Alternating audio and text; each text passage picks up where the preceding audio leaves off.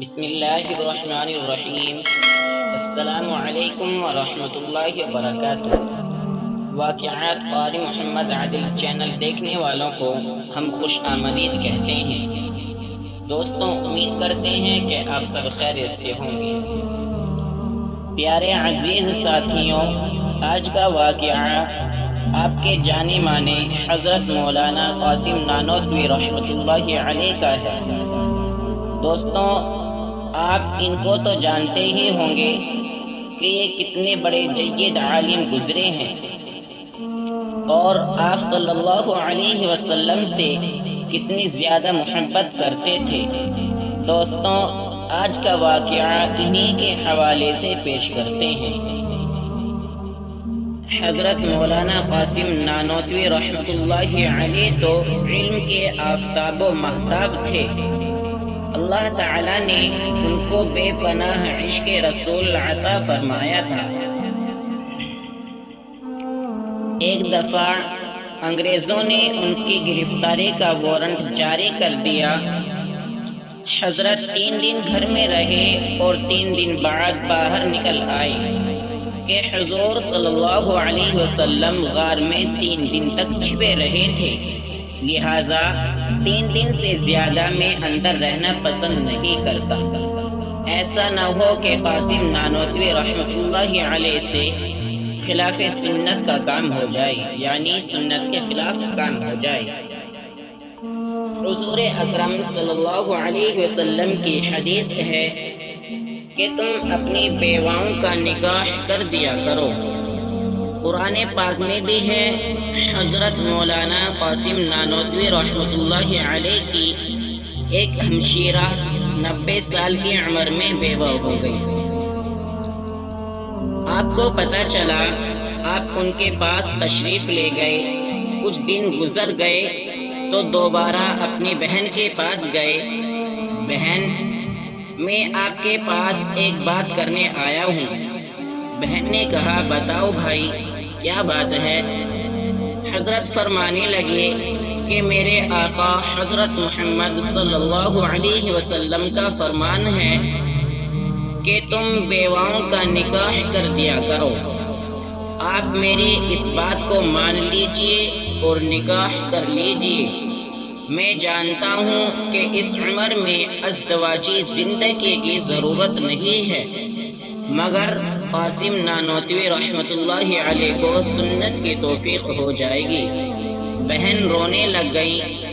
آپ رحمۃ اللہ علیہ نے اپنی پگڑی کو اتارا اور بہن کے قدموں پہ رکھ دیا اور کہا کہ تیرے وجہ سے مجھے حضور اکرم صلی اللہ علیہ وسلم کی ایک سنت پر عمل کی توفیق نصیب ہو سکتی ہے۔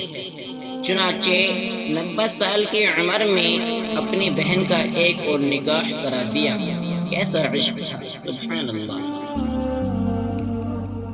حضرت مولانا قاسم نانوتوی رحمۃ اللہ علیہ جب حج پر گئے تو آپ نے راستے میں حضور اکرم صلی اللہ علیہ وسلم کی محبت میں کچھ اشعار لکھے، وہ بھی آپ کو سناتا چلوں۔ امیدیں لاکھوں ہیں لیکن بڑی امید یہ، امیدیں لاکھوں ہیں لیکن بڑی امید یہ کہ ہو سگانے مدینہ میں میرا شمار۔ جیوں تو ساتھ سگانے حرم کے تیرے پھروں، جیوں تو ساتھ سگانے حرم کے تیرے پھروں، مروں تو کھائے مجھ کو مدینہ کے مور و مار۔ کہ اے اللہ کے نبی صلی اللہ علیہ وسلم، نجات کی امیدیں تو بہت ہیں، مگر سب سے بڑی امید یہ ہے کہ مدینہ کے کتوں میں میرا شمار ہو جائے۔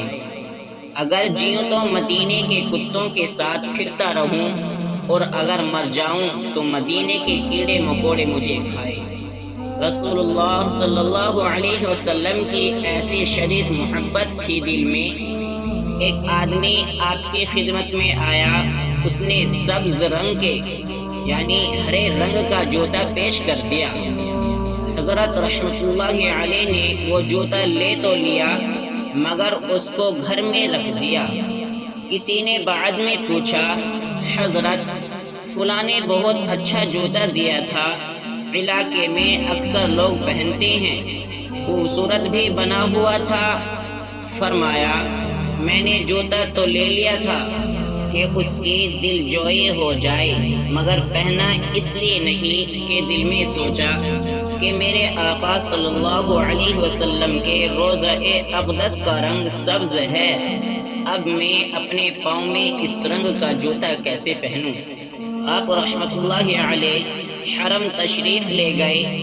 آپ رحمت اللہ علیہ بہت نازک بدن تھے۔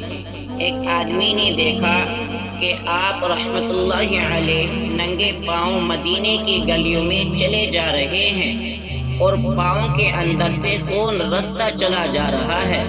کسی نے پوچھا حضرت جوتے پہن لیتے؟